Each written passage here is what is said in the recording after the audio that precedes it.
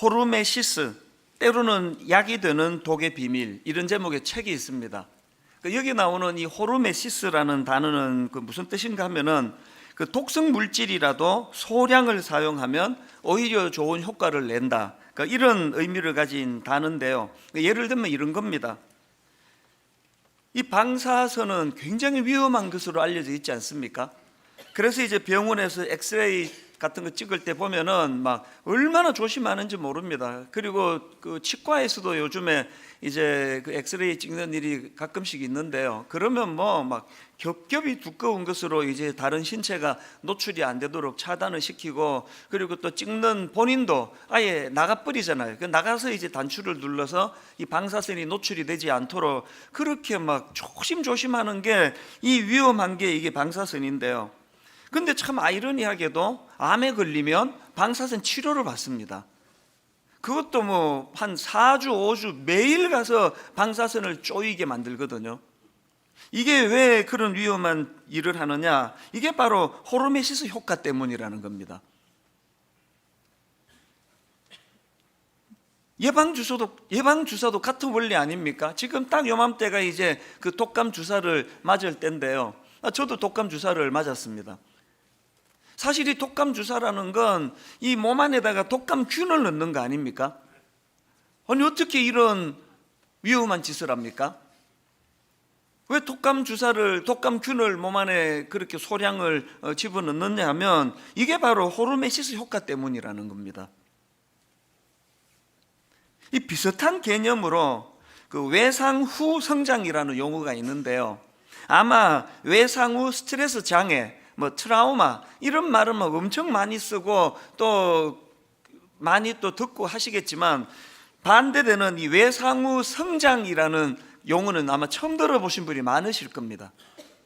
여러분, 외상 후 스트레스 장애만 있는 게 아니고요, 외상 후 성장이라는 용어가 있습니다. 이게 뭐냐 하면은 이 외상 후 스트레스 장애가 과거에 경험했던 끔찍한 사건에 대한 기억으로 심리적으로 불안해지고 두려움이 오고 정상적인 생활을 어렵게 만들고 이런 부작용을 가져오는 결과라면, 외상 후 성장이라는 것은 반대입니다.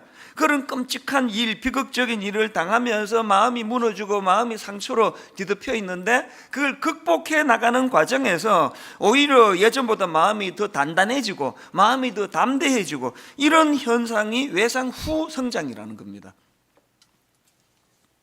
소설가 백영옥 씨가 쓴 칼럼에 보니까 이제 이런 내용들을 다루는 글을 제가 읽었는데 앞부분만 조금만 읽어드릴게요. 호르메시스를 잘 파악하면 스트레스가 무조건 나쁘다는 해석을 경계하게 될 것이다. 약간의 소음, 공복, 허기, 독성, 비판 등은 우리를 이롭게 한다. 더 나아가면 스트레스의 근원을 제거하는 것이 명백히 해로운 결과를 초래할 수도 있다는 것이다. 그러니까 우리는 스트레스가 없는 게 좋은 거라고 생각하지만 사실은 스트레스가 없는 건 굉장히 위험하다는 겁니다.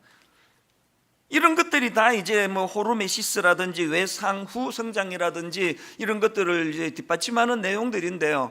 제가 추수감사절 날 왜 이런 말씀을 드릴까요? 감사의 지경을 좀 넓히자는 겁니다. 우리는 그저 평안한 거 감사, 건강 주신 거 감사, 직장생활 잘하게 해주신 거 감사, 주변에 나 돕는 사람 많이 허락하신 것 감사, 이런 감사도 당연히 드려야 되지만, 그렇지 않은 경우에도 사실은 이게 하나님이 우리를 위해서 주신 선물 같은 그런 어려움이, 또 그런 고난이 많다는 걸 우리가 영적인 눈을 열고 이것을 보게 되면은 감사의 지경이 훨씬 넓어진다는 겁니다. 추수감사절날 요나서 2장을 본문으로 선택한 이유도 바로 똑같은 이유에서 나온 거거든요. 지금 요나서 2장에 나오는 요나는요, 자기 일생에서 제일 절망적인 상태입니다. 하나님께 불순종했다가 풍랑을 만나고 아까운 물건을 다 집어던지고 또 주변 사람들에 의해 가지고 그냥 바다에 던지움을 당하고 물고기 뱃속에 들어가고, 이런 일련의 과정을 지금 요나가 겪고 있는데요. 이게 요나에게 얼마나 절망적인 사건인가를 2장 2절에 한 표현만 보면 압니다.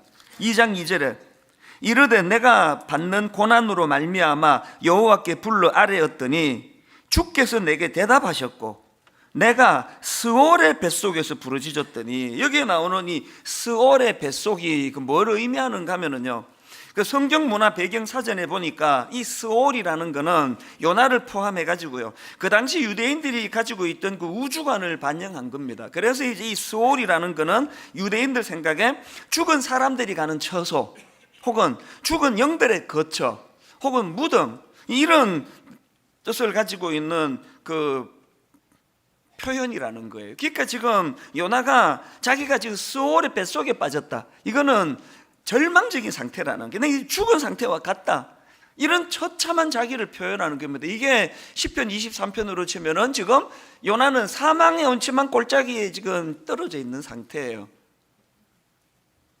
그런데 이런 절망적인 상태를 배경으로 하는 이 요나스 2장을 제가 왜 오늘 추수감사절 본문으로 잡았을까요? 이게 인간적으로는 완전히 절망적이고, 이 스올이라는 표현이 이게 죽은 영들의 무덤이라 그러죠. 이 거처라 그러잖아요.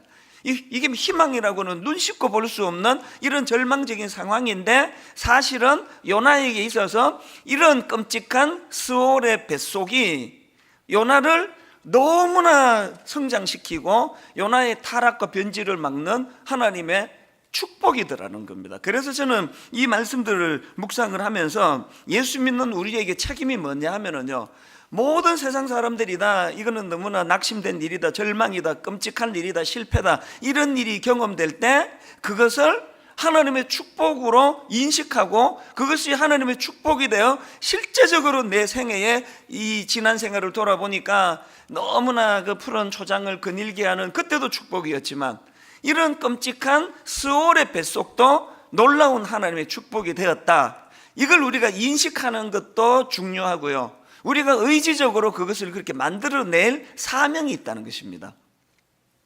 그래서 저는 이런 질문으로 말씀을 시작하고 싶은데요, 이 요나에게 있어서 이 스올의 뱃속, 이 사망의 음침한 골짜기가 어떻게 축복의 도구가 될 수 있는가, 이걸 한 세 가지로 제가 정리를 해보았는데요, 요나에게 스올의 뱃속이 축복의 도구가 될 수 있었던 첫 번째 이유는 바로 그 스올의 뱃속이 요나로 하여금 하나님을 진지하게 찾는 도구가 되게 했기 때문입니다.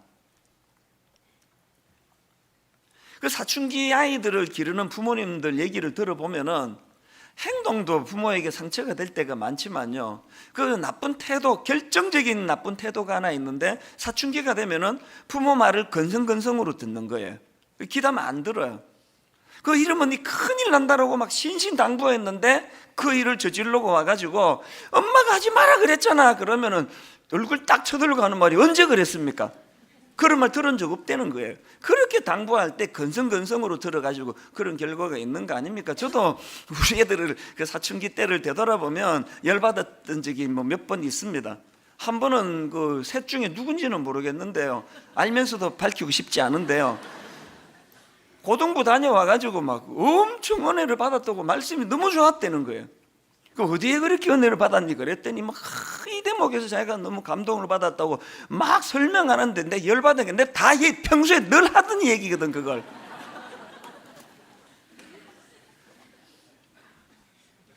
자기 아빠가 설명할 때는 건성건성으로 듣고 뭐 또 건성으로 들으니까 막 맨날 잔소리 한다 그러고 뭐 아빠는 말이 많아 이러면서 안 듣다가 똑같은 내용을 그 다른 목사님이 설교 시간에 하니까 막 그렇게 자기 인생에 그냥 도전이 됐다고 막 말씀이 너무 좋다고 이러는 게, 그 부모 말을 건성으로 듣는 게 사춘기이기 때문에 그렇습니다.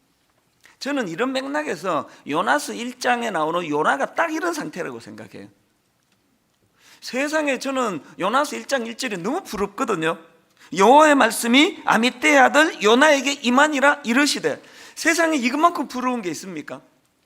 왜 새벽에 다 자는데 뭐 3시에 일어나가지고 그렇게 애를 씁니까? 여호와의 말씀이 임하기를 갈망하는 그 마음으로 그렇게 나아가는 거 아닙니까? 그런데 그 놀라운 말씀이 요나에게 임했단 말이에요. 그리고 2절에 보면은 그 당시 최고 강대국이라고 하는 아수르 제국의 수도를 향한 하나님의 꿈, 그 꿈이 요나를 통해서 지금 실현되도록 하시려는 하나님의 말씀이 선포되는데, 얼마나 건성건성으로 그런 말씀을 그냥 자기 생각의 기준으로 잘라버리는가 하면 3절에서 요나가 이렇게 반응합니다. 그러나 요나가 여호와의 얼굴을 피하려고 일어나 다시스로 도망하려 하여 욥바로 내려갔더니, 왜 그래야만 되는데요? 나 싫은데요? 반응도 없습니다. 사실 제가 그 부교역자들을 많이 상대하다가 보니까요, 뭐라고 제가 오다를 내리면 꼭 거기에 토를 다는 사람이 있어요. 뭐 해달라고 이렇게 메일을 보내고 나면은 와가지고 왜 해야 되는데요? 설명이 좀 더 필요한데요? 그런 이야기를 하는 교역자가 있는데요, 사실 저는 그 교역자가 하나도 귀찮지 않고요, 좀 고마워요. 왜 와가지고 자꾸 그렇게 시비를 겁니까? 내 설교를 듣고 있다는, 내 이야기를 듣고 있다는 얘기 아닙니까? 내게 일부부터 오보사에 얼마나 피곤한지 아십니까? 일부 설교하면 꼭 한 두세 명은 메일이 와요. 부교역자가, 목사님 그 표현이 그 오해를 받기가 좋은 표현인데요, 그거는 2부 때는 안 하시면 좋겠는데요. 하여튼 한 주도 그냥 넘어가는 법이 없어요. 누군가는 거기에 뭐라고 토를 다는데요, 그게 왜 매주 그게 한 서너 건씩 나올 수 있을까요? 그걸 내가 허용하니까요. 한 번만 너 죽을래? 이렇게 쓰면 다시는 안 할 거예요. 좀 그 고마운데 왜 그 죽을 일이에요? 그게 뭐 어떨 때는 이게 뭐 난 모르고 뭐 이런 말이나 다 아는데 싶어도요, 항상 너무 고맙다고 답을 써. 그리고 또 앞으로 계속 이런 지적을 좀 해주기 바란다고 그렇게 답을 보냅니다. 그 교육자가 왜 고맙습니까? 첫째, 저를 위하는 마음이 있고요, 그리고 제 설교에 귀를 기울였다는 거 아닙니까? 그래 놓으니까 자기 생각에 이건 아닌데 하는 게 나올 수 있는 거거든요. 제가 참 나쁜 교역자라고 생각하는 교역자는요, 제겐 너무 순둥이들이에요. 뭘 해도 알겠습니다, 이 말밖에 안 하는 교역자를 사실은 별로 안 좋아해요. 깊이 안 듣는다는 소리거든요. 여러분 지금 요나서 1장에 요나 같은 분들이 꽤 많은 거 아시나요? 더군다나 하나님 입장에서 내가 하나님 같으면 이 대목이 굉장히 상처가 되겠다는 부분이 바로 그 9절인가 그런데요, 9절을 보세요. 1장 9절. 세상에 그렇게 하나님 말씀을 건성건성으로 듣던 요나가 주변 사람이 네 도대체 어떤 사람이냐 그러니까 하는 말이 이렇습니다. 그가 대답하되 나는 히브리 사람이요 바다와 육지를 지으신 하늘의 하나님 여호와를 경외하는 자로다. 내가 하나님 같으면 엄청 내가 열받았을 것 같아, 상처받았을 것 같아. 이게 지금 하나님을 경외하는 사람의 태도입니까? 이 문화가 크리스찬인 사람이 있어요. 늘 난 크리스찬이라고, 그리고 나 하나님 믿는 사람이라고, 난 하나님을 경외하는 사람이라고. 그런데 행동은 일장의 요나 같아요. 여러분 진짜 하나님 말씀에 경청하세요? 정말 하나님이 말씀하기를 갈망하세요? 말씀 안 하던데요. 왜 안 하시겠습니까? 사춘기애처럼 하나님 말씀을 그냥 건성건성으로 들으니까 그런 거 아닙니까?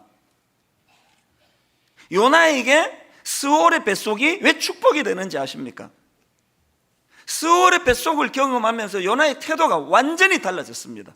자, 우선 2장 1절을 보십시오.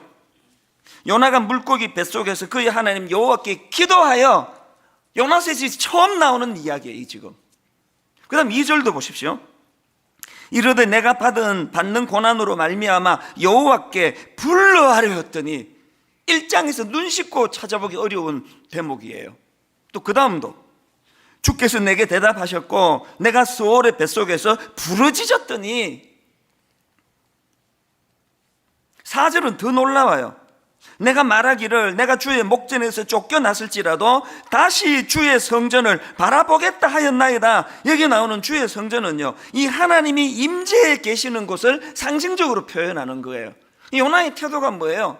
하나님이 무슨 말씀을 하든 건성건성으로 듣고 그건 싫은데요, 나 그 나라 별로 안 좋아하는데요, 정반대길로 도망가 버리고 그렇게 하나님 말씀을 무시하던 요나가 이제는 어떻게 태도가 달라졌습니까?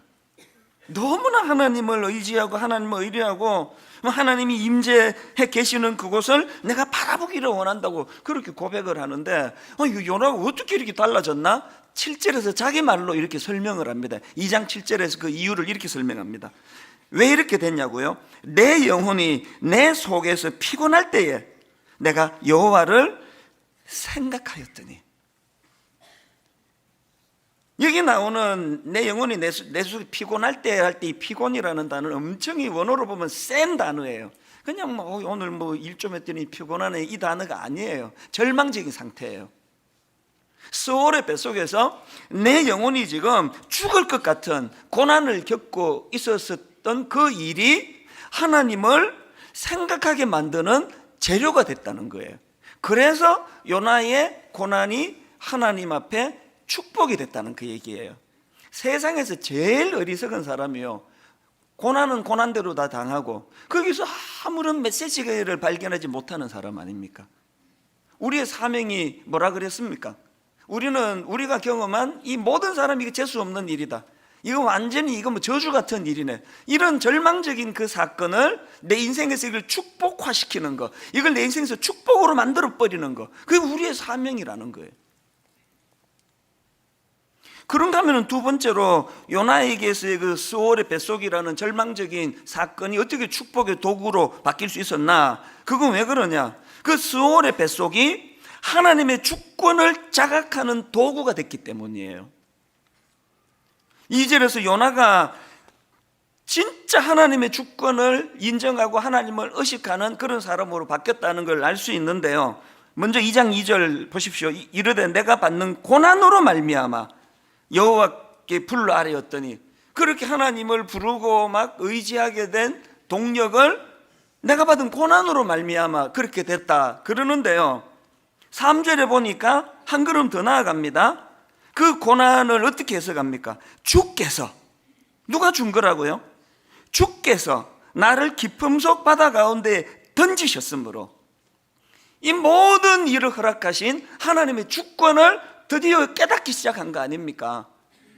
그래서 급기야는 9절에 보니까 나는 감사하는 목소리로 주께 제사를 드리며 나의 서원을 주께 갚겠나이다. 그 다음 보세요. 구원은 여호와께 속하였나이다 하니라. 여기서 구원은요, 단순히 그 물고기 뱃속에서 건져주는 차원의 구원을 뛰어넘는 전인격적인, 전 우리 영혼과 육신이 다 걸려있는 그런 차원에서의 구원을 이야기하는 거 아닙니까? 저는 지금 우리 대한민국도 너무 걱정이고요, 이 나라가 이게 제대로 가는 것 같지가 않습니다. 그리고 또 뭐 우리나라만 그런 게 아니고요, 많은 분들이 이민 간다 그러는데 그 소용없는 짓입니다. 미국은 안 그렇습니까? 유럽은 안 그렇습니까? 온 세계가 지금 이상하게 돼 가는 거예요. 이게 가정이 이게 남편이 둘, 부인이 셋 막 이렇게 결혼했다는 그런 기사가 없나? 상상을 초월하는 그 어린 고등학교 1학년 남자애가 입에 담기가 내가 민망해서 이런 말하기가 어려운 것들인데요, 이 동성애에게 이게 진짜 이게 내 막아야 되겠다고 요즘에 계속 이게 떠오르는가 하면은요, 알바에 그게 있대요. 남자애가 너무 입에 담기가 내가 민망한데 학문 선교하는데 이거를 제공하는데요, 강의를 제가 듣다가 보니까 3만 원 달래요. 3만 원. 온 나라가, 온 세계가 지금 미쳐 날뛰고 있습니다. 어떻게 되는지 모르겠습니다. 이 모든 혼란의 근원적인 문제가 어디서 기인하는 겁니까? 창조주 되시는 하나님의 주권을 무너뜨리고 나니까 질서가 없어지는 거 아닙니까? 사단이 왜 그 교회 담임 목사를 그렇게 많이 못 살게 공격을 합니까? 어느 집사님 흔들어 갖고 소용이 없거든요.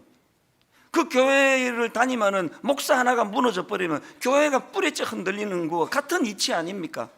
창조주 하나님에 대한 존재를 부정해 버리고 부인해 버리니까, 너도 하나님 될 수 있고 나도 하나님 될 수 있고 이러니까 기준이 너무 많아지니까 지금 죽어나는 건 청소년들이에요. 기준이 없어져 버리니까.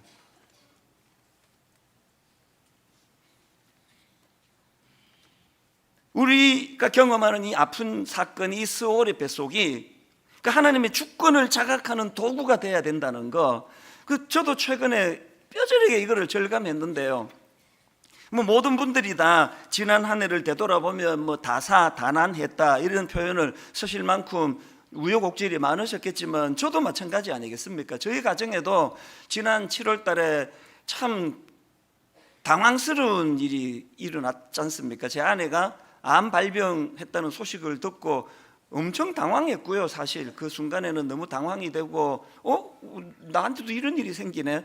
굉장히 그것들이 좀 많은 생각을 가져다 줬는데요, 이 혼란을 평정하는데 그렇게 길게 오래 가지 않았습니다. 한 석 달쯤 지났는데 지금은요, 그 사건 자체가 우리 집 가족들이 다 잊혀졌어요. 최근에도요, 어떤 분이 이제 저보고 괜찮냐고 하면서 이제 이런 말은 민망하니까 이제 그런 표현 안 쓰시면서 최근에 겪으신 이러면 괜찮냐고 그러는데, 이해를 잘 못해가지고 제가 최근에 내가 무슨 일을 겪었지? 혹시 여러분 때 또 저 남의 일이라고 이렇게 생각하시면 안 됩니다. 제 아내도 마찬가지예요. 다 잊어버렸어요. 그게 어떻게 가능했느냐? 바로 이 창조주 하나님의 섭리 아래에서 이 사건을 해석하니까 상처가 없는 거예요. 그 발병 소식이 전해지고 한 달쯤 지났을까요? 두런두런 얘기하는데 제 아내가 그런 말을 하더라고요. 자기가 그런 발병 소식을 듣고 나서 계속 하나님 말씀 한 구절이 머릿속을 되뇌이더라는 거예요. 치료의 광선을 바란다는 그런 말씀인가 생각하시면 오해예요.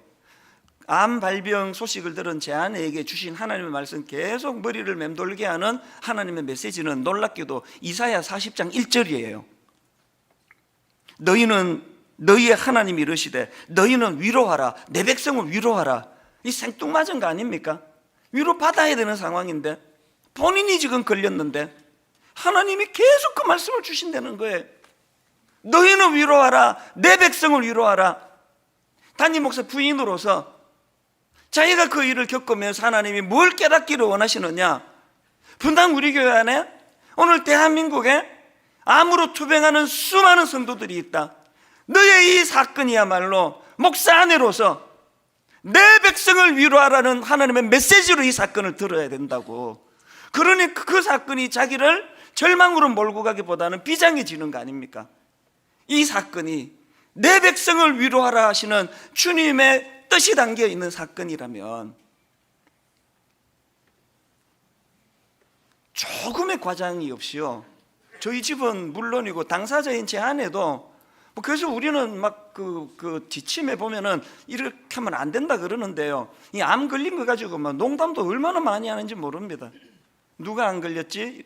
밥 안 먹으려 그러면은 이런 식으로 놀리고 웃고 암 걸린 상황에서 이래도 되나? 이런 말들을 하는데 이걸 깊이 있게 안 들어요. 왜냐하면 이게 너무나 심각한 의미가 있는데 말 한마디 툭 잘못하면 이게 엄청난 상처가 되는데요, 그게 다 정리가 된 상태예요. 여러분, 여호와 하나님이 내 인생의 주권자가 되신다는 게 얼마나 놀라운 일인지 아십니까?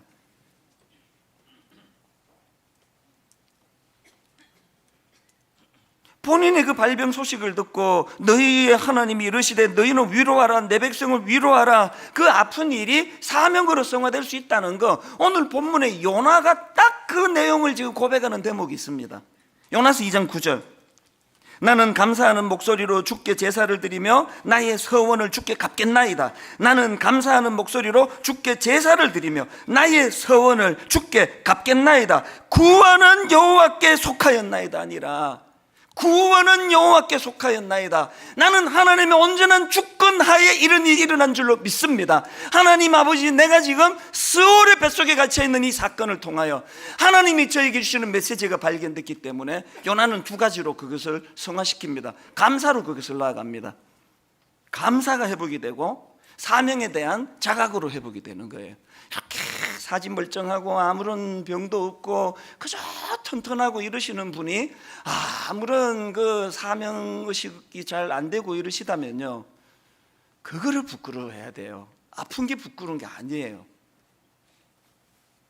마지막 세 번째로요, 요나에게 그 스올의 뱃속이 왜 축복의 도구가 될 수 있었나? 그건 요나가 경험한 이 스올의 뱃속이 영적으로 자기를 원래의 자리로 돌아가게 하는 도구가 됐기 때문입니다. 이 하나님의 고난이 꽤 많은 이런 효과를 가져온다는 거 다 아실 거예요. 탕자의 비유에 나오는 둘째 아들의 문제도 똑같습니다. 그 못된 놈이 그 아버지 재산 다 허랑방탕하게 쓰고 나중에는 먹을 게 없어가지고 그 가뭄에 그 돼지우리에서 지금 돼지 쥐염 열매를 먹고 있던 절망을 경험합니다. 그게 누가복음 15장 15절인데 내용을 한번 가만히 보세요.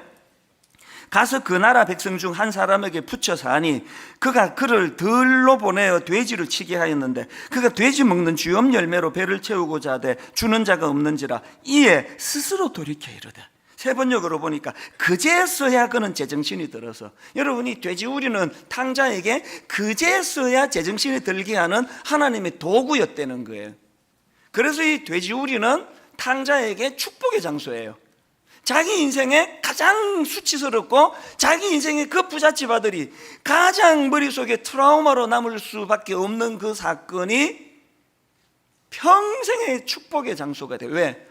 그 돼지우리의 끔찍한 쥐염 열매의 기억이 제자리로 돌아가게 하잖아요. 아버지 집으로 돌아가게 하잖아요.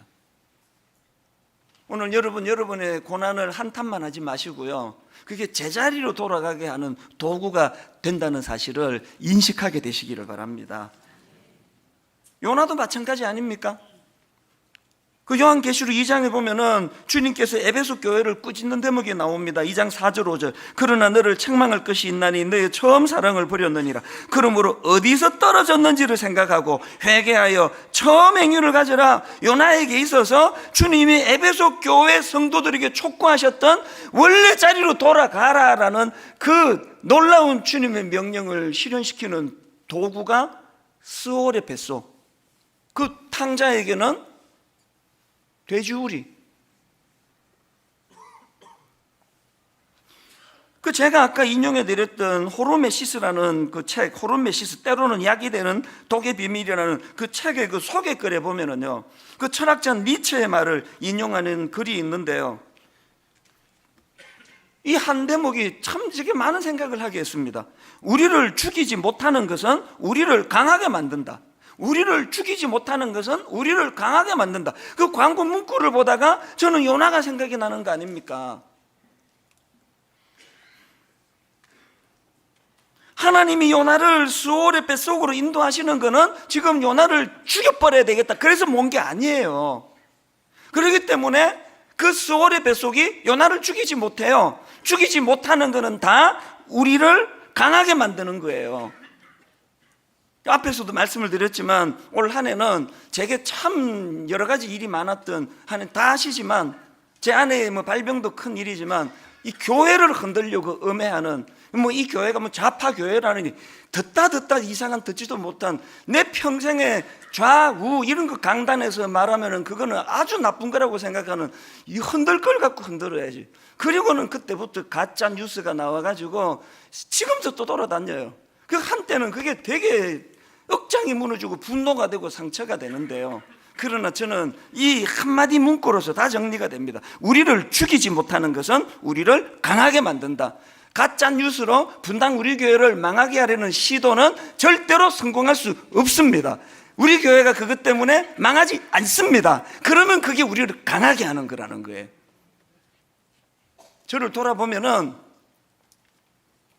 여러분같이 이렇게 좋은 성도님들, 무슨 실수를 해도 기다려주시고 무슨 실수를 해도 탓하지 않으시고 이런 좋은 분들 때문에 제가 이렇게 자신 있게 설교할 수 있는 그런 목회자가 됐지만요, 결정적으로 저를 껑충 키워준 분들은 다 저의 안티들이에요. 진짜 고마운 분들이에요. 그들이 저를 죽일 수 없거든요. 그들이 저를 못 죽입니다. 그러면 그들은 저를 강하게 만드는 도구예요. 이렇게 생각이 전환이 되면은 여러분 인생에 고뇌가 별로 없어져요. 누가 날 죽입니까? 누가 날 망하게 합니까? 내가 날 망하게 하지 않는 한 저를 망하게 할 사람 아무도 없습니다. 망하는 건 자기예요, 자기. 하나님 앞에서의 본인 때문에 망하는 거지 누가 날 망하게 하냐고요. 그 원리대로 한다면 저 사람의 저 비참한 가짜 뉴스가 날 잡아야 되겠다고 수치로 몰고 가는 저 모든 시도가 절대로 날 죽일 수 없다면 저 시도는 날 강하게 하는 거예요. 이걸 경험하면서 여기까지 온 거 아닙니까? 새벽마다 시편 119편 71절 고난당하는 것이 내게 유익이라, 고난당하는 것이 내게 유익이라, 이로 말미암아 내가 주의 율례들을 배우게 되었나이다.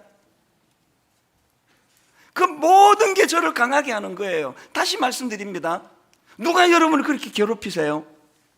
너무 미워하지 마세요. 그 사람은 여러분을 죽일 수 없습니다. 이 말을 다른 말로 하면 죽일 수 없는 그 사람으로 인해 여러분이 강해지는 거예요. 하나님이 주권자가 되시는 사람에게는 이런 은혜가 있는 거 아닙니까?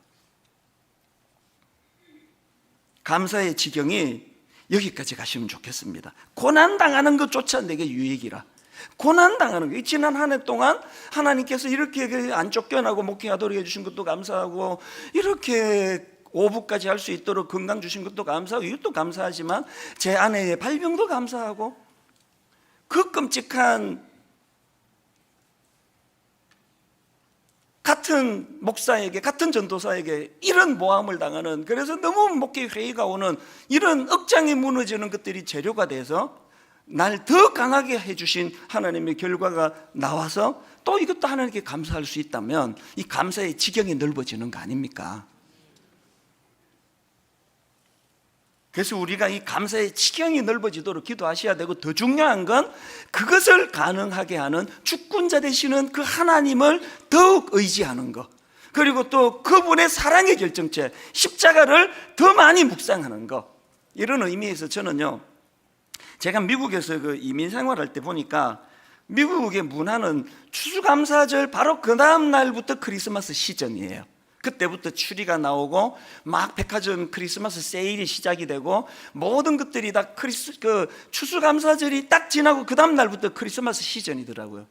제 마음에 오늘의 이 설교를 통해서 이제 저는 오늘부터 분당 우리 교회 크리스마스 시즌을 선포합니다.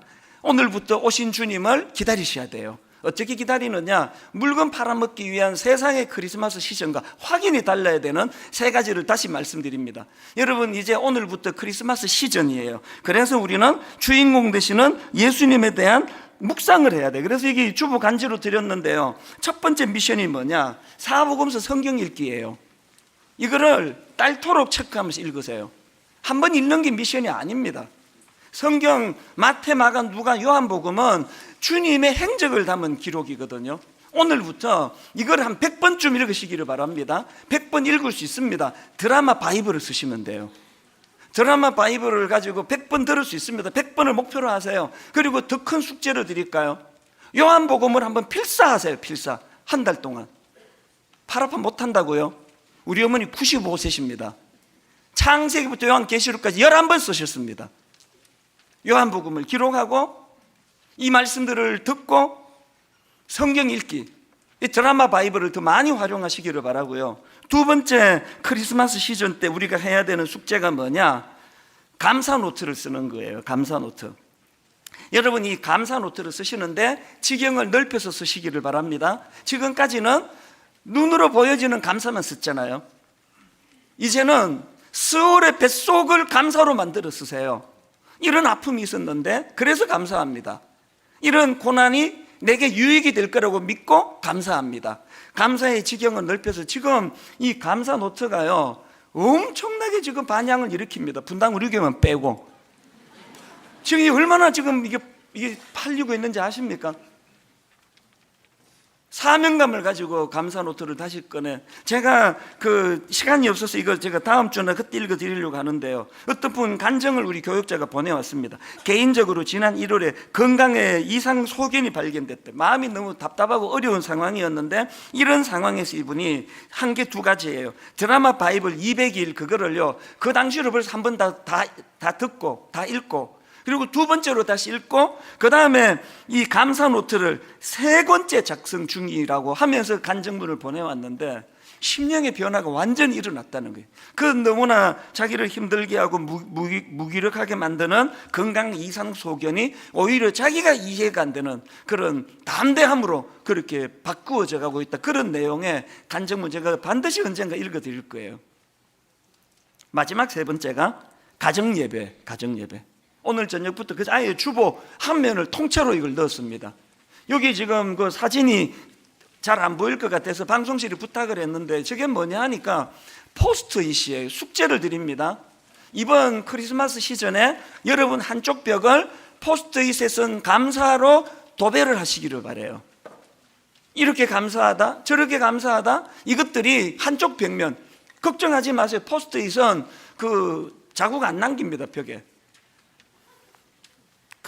큰 크리스마스 추리가 감사의 제목들로 만들어진 추리가 여러분 한쪽 벽면을 이루게 된다는 이 크리스마스를 지금부터 기대하시기를 바랍니다. 결론을 이렇게 맺기를 원합니다. 저는 지난주 이 추수감사절을 준비하다가 찬양 하나를 우연히 발견했는데요, 이제야 돌아봅니다라는 찬양이에요. 내 삶이 먼저였는지 주님이 먼저였는지 이제야 내 뒤를 돌아봅니다. 내 욕심만을 채우려 주 십자가의 보혈을 입고 살았는지 헛되고 헛된 자랑에 주의 영광 가렸는지 이제야 내 뒤를 돌아봅니다. 제가 이게 너무나 저를 뭉클하게 하는 찬양이어서 제가 그 지난주 여러분 그 성찬식 때 우리 두 집사님 여성 듀엣이 유난히 저에게 그때 막 전율이 느껴지게 은혜가 돼서 너무 죄송하지만 오늘 한 번 더 부탁을 드렸습니다. 1부부터 5부까지 찬양하는 게 너무 힘든 거 알지만 오늘 한 번만 더 부탁을 드려 흔쾌하게 그 부탁을 들어주셨는데요, 오늘 설교의 마무리를 이 찬양으로 대신하기를 원합니다. 우리 두 집사님 너무 참 고마운 집사님인데요, 권숙희 정다운 집사님의 이제야 돌아봅니다, 이 찬양을 오늘 추수감사절의 의미와 오늘 설교를 잘 점검하시면서 가사를 좀 집중해 주시기를 바랍니다. 같이 찬양을 듣도록 하겠습니다.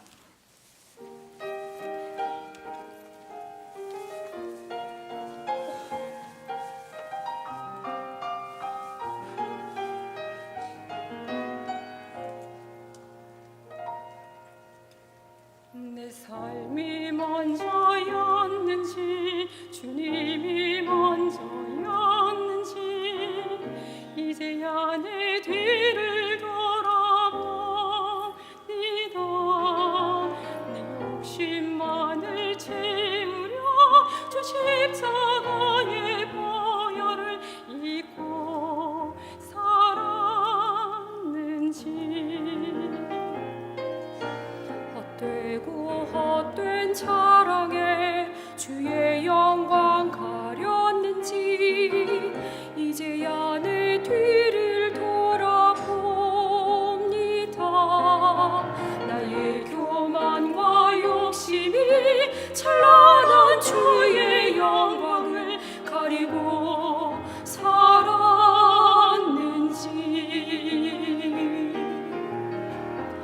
이제야 주의 탄식 소리 들리고 이제야 주 얼굴에 눈물 보이니 어리석은 죄인 주여 용서하여 주소서. 나의 모든 지식과 자랑을 주 십자가 뒤에 숨겨두고 주님만 나타내기를 간절히 원합니다.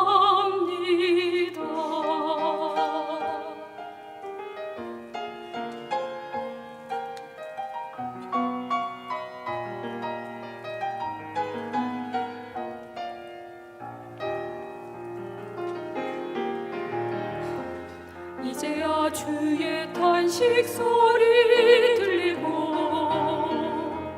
이제야 주 얼굴에 눈물 보이니 어리석은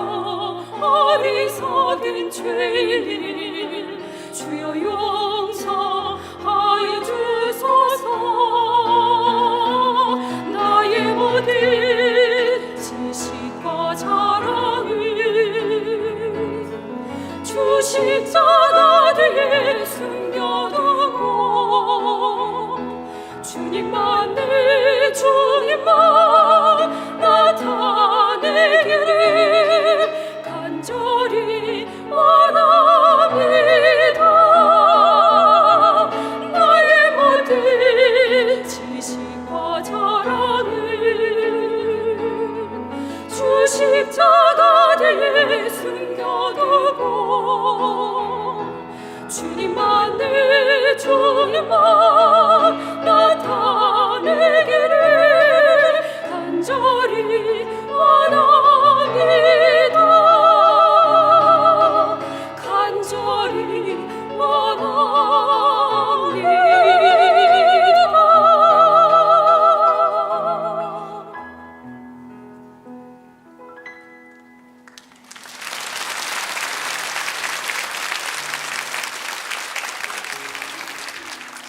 같이 기도하시겠습니다. 하나님 아버지, 지난 한 해 돌아보면 참 아프고 당황스럽고 힘들었던 순간순간이 참 많습니다.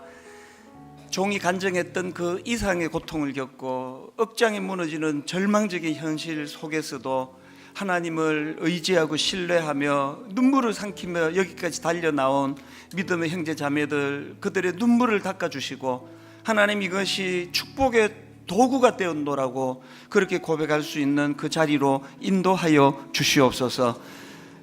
하나님 앞에 작은 감사를 표현해 드리려고 추수감사 헌금을 드리려고 합니다. 기쁨으로 받아주시고 특별히 하나님 물질적인 어려움 때문에 마음껏 드리지 못하는 성도님들의 마음을 헤아려 주시며 이미 네 마음을 다 받았다, 주님께서 그렇게 위로해 주시는 아름다운 시간이 되게 하여 주시옵소서. 주님께서 그렇게 흠량하시고 받아주시기를 원하옵고 예수님 이름으로 기도드립니다. 아멘. 우리들의 찬양 407번 같이 찬양 드리면서 우리 하나님 앞에 준비하신 헌금을 올려드리도록 하겠습니다.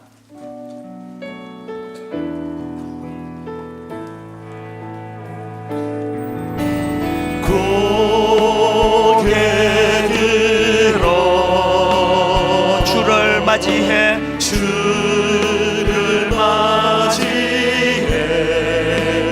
엎드리어 경배하며 그 주님을 찬양합니다. 찬양.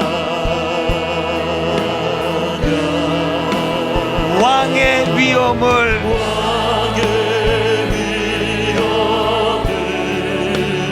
신령과 진정한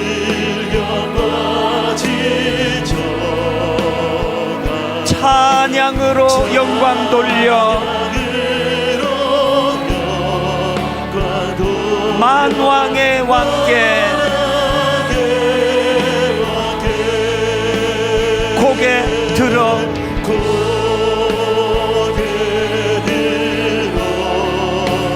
주를 맞이해 온 정성을 다하여 엎드리어 경배하며 그 주님을 찬양합니다. 찬양. 왕의 위엄을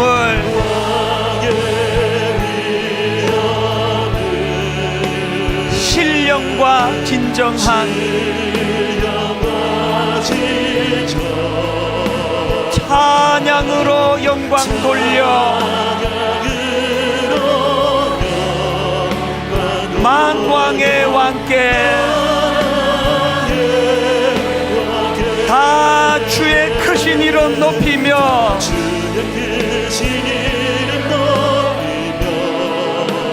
우리에게 행하신 위대한 일 감사하세. 오 주의 신실하신 그 사랑 온 땅과 하늘 위에 계셔 홀로 영원하신 이름 주 여호와는 광대하시도다. 여호와는 광대하시 그 하나님을 찬양합니다. 그 거룩한 하나님 성에서 선포하십시오. 찬양할지어다.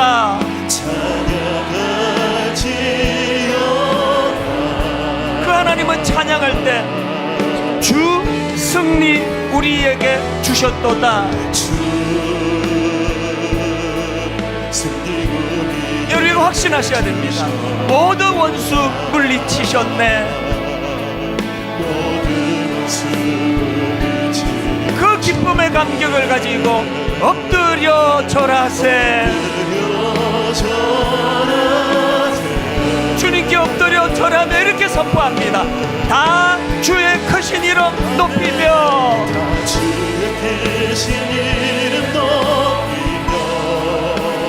우리에게 행하신 위대한 일 감사하세. 오 주의 신실하신 그 사랑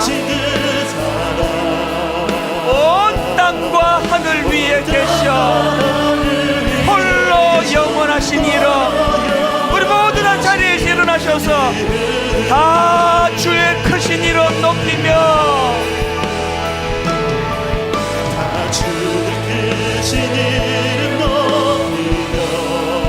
이 사실을 선포하십시오. 우리에게 행하신 위대한 일 감사하세. 오 주의 신실하신 그 사랑,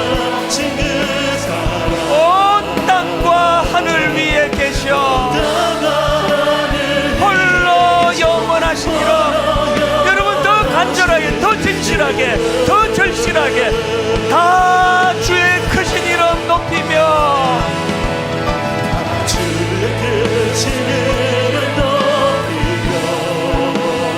우리에게 행하신 위대한 일 감사하세. 오 주의 신실하신 그 사랑, 온 땅과 하늘 위에 계셔 홀로 영원하신 이름. 우리의 심령 주의 것이니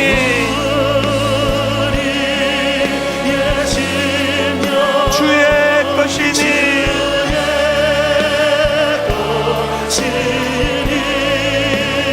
주님의 형상 만드소서.